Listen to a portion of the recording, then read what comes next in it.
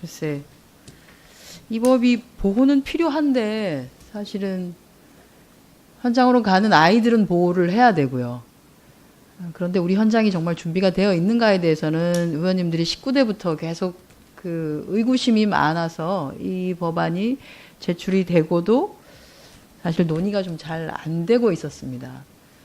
여러 가지 그 의원님들께서 이제 고민을 했던 지점이, 과거에는 우리가 보통 기업이, 특히 이제 큰 기업의 경우에는 본인 회사에 필요한 사람들을 스스로 안개나 훈련을 통해서 썼습니다.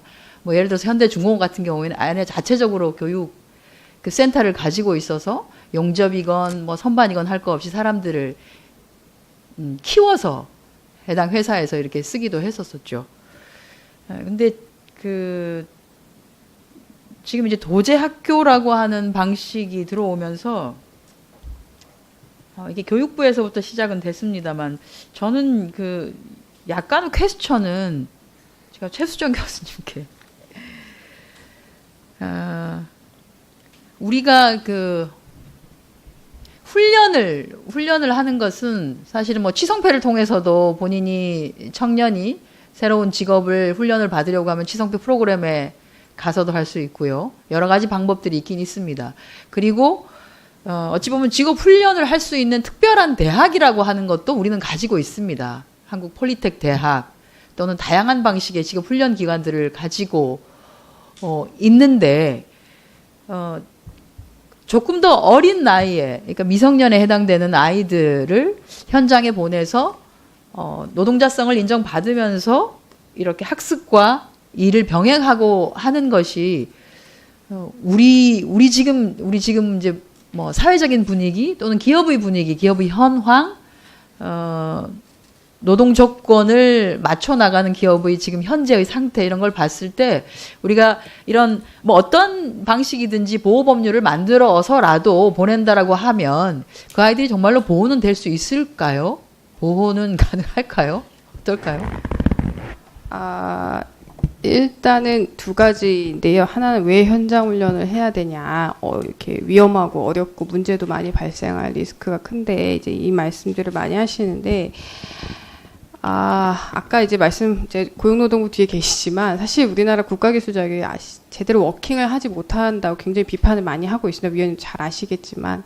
그래서 청년들이 사실 좋은 대학을 제외하고는 자신의 능력을 보여줄 시그널링을 할 수 있는 노동시장에서 그 신호를 받아들일 만한 다른 것들이 없습니다. 뭐 영어 성적 뭐 이런 거 다 다 똑같기 때문에. 그래서 사실 저희가 이 제도가 저는 굉장히 강점을 갖고 있다고 생각하는 부분은, 마치 특정 분야에서 경력을 갖고 있다라고 얘기하면 사실 앞뒤 안 보고 그래 경력직이니까 너의 능력 이 정도, 넌 이만큼 할 수 있겠구나라고 모두 생각하는 것처럼, 현업에서 2년 정도 훈련을 받았다고 하면 2년의 경력은 아니더라도 어떤 훈련 기간이나 또는 그냥 단순히 가가지고 시험만 보면 통과할 수 있는 자격이 아니라, 말 그대로 그 과정을 이수하고 또 외부에서 공신력 있는 기관에서 신뢰롭게 평가한 자격을 갖춘 사람은 노동시장에서 저희가 지금 갖고 있는 모든 제도를 다 아우러 봤어도 이 제도만큼 시그널링을 갖고 있는 제도가 있을 수는 없을 것이다라고 저는 이제 연구하는 사람 입장에서 그렇게 생각을 했고요.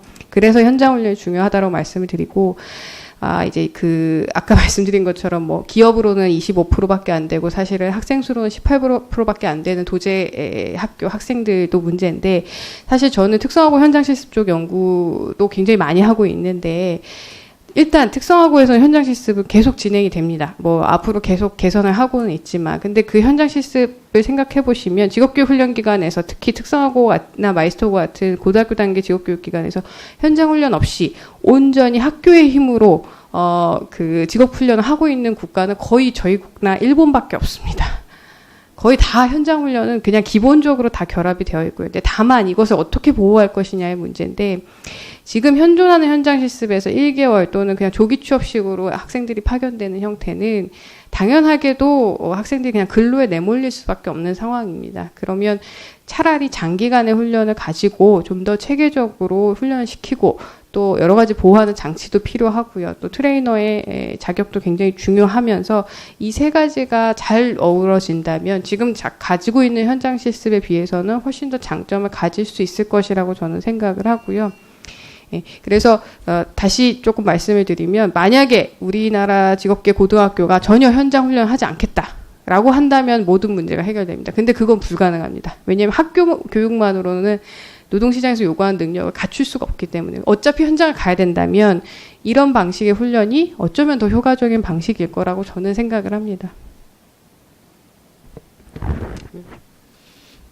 그 도제 학교라고 이렇게 정리가 되어 있는 학교와 그다음에 기업을 연결해서 하는 것은 또 그럴 수도 있겠으나 이것을 이제 확대한다라고 해서 일반 계고 또는 이런 식으로 확대하는 것은 그게 정말로 그 제대로 된 직업 훈련이나 네. 이런 것을 하게 하는 것은 아니라 그냥 양쪽으로만 확대시키는 방식이 될 수 있지는 않을까요?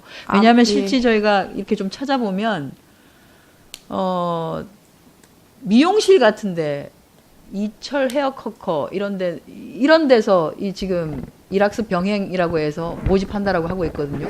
이게 정말로 그 우리가 봤을 때 오래 걸리고 훈련이 필요하기 때문에 직종으로 선정해서 도제 학교로부터 아이들을 받아서 이렇게 해야 되는 것인가라고 하는 의문점이 드는. 그러니까 또 양쪽으로 팽창을 하다 보면 이런 방식이 생기는 거죠. 전혀 그게 아니라 그냥 저임금에 국가로부터 지원받고 저임금을 받는 방식으로 해서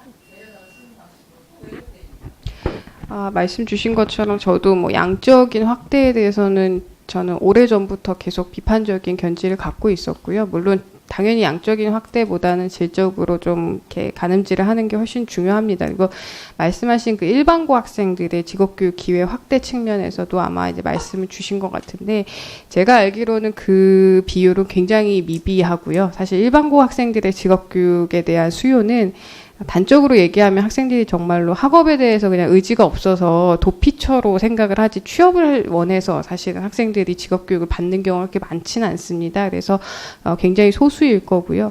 말씀하신 그런 뭐 미용 쪽이나요, 또는 뭐 이렇게 만화 그리는 예술 쪽, 그리고 몇 가지 그런 제과 제빵 이렇게 몇 가지 사실은 전통적으로 도제 훈련이 정말로 업계에 존재하는 산업 분야가 있습니다. 그 산업 분야는 일학습 병행제가 아니더라도 지금 수십 년간 그렇게 해왔습니다. 근데 정말로 말씀하신 것처럼 저임금에 아주 좀 어려운 상황이 있었던 곳이라서 만약에 이게 일학습 병행제에 들어오면서 사실상 약간 음지에서 양지로 전 나왔다라고 말씀을 드리거든요. 그래서 좀 관리 감독을 사실 이걸 통해서 할 필요는 있을 것 같습니다. 기존에는 정말로 애들이 학생들이 스텝 올라갈 때마다 5년 6년씩 거의 돈 하나도 못 받고 학생들이 미용실에서 일을 해왔거든요. 지금도 그러고 있고요. 그래서 그런 부분은 말씀하신 부정적인 효과도 있지만 반대로 생각하면 이번 기회에 이 부분, 이 산업 분야를 좀 한 번 더 들여다볼 수 있는 기회가 될 수 있지 않을까 생각합니다.